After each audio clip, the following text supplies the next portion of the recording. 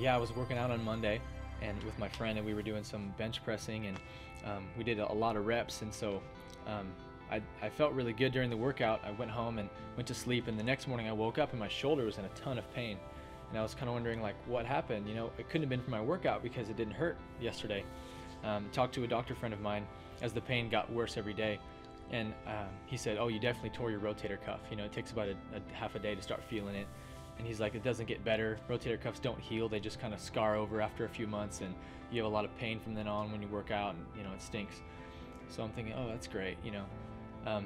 So the pain was like a 8 or 9 through this Friday, and even this morning when I woke up, and we knew we were coming here because we're starting our own healing rooms at our church, and so we said, let's go check out Bethel's one more time, get an idea of, you know, how they do things.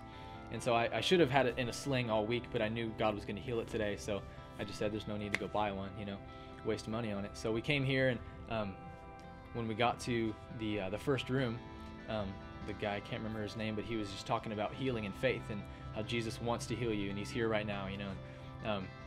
And I believe all that stuff, but hearing him say it was like, this is awesome. I can feel, you know, God's presence start to come over me, and my shoulder instantly got warm. And he said, you know, if anyone's having pain, check it out.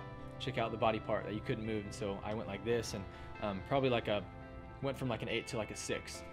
I'm like, wow, it's definitely less pain. I had to keep it close to my body. I had to hold it all the time, and doing this at all was just like agony, you know. So I was going like this, and there's less pain, and so I was getting excited, and that warmth stayed there as we went into the encounter room. And no one had prayed for me at all up to this point, and I'm just sitting there just receiving from God, and loving on him. And the pain went to like a 3, and I could do some of the overhead stuff, right? And so I said, okay, just, you're doing the work, just finish it, you know. And no one prayed for me at this point either. So went into the prayer room finally. My name got called, and they said, what's your deal? Rotator cuff. And I said, yeah, but it's like at a 3 now. So they said, okay, well, let's just finish the job. And so they prayed, and after one prayer, it's just like, I don't feel anything at all. So it's completely, I mean, this would have been making me scream this morning, you know.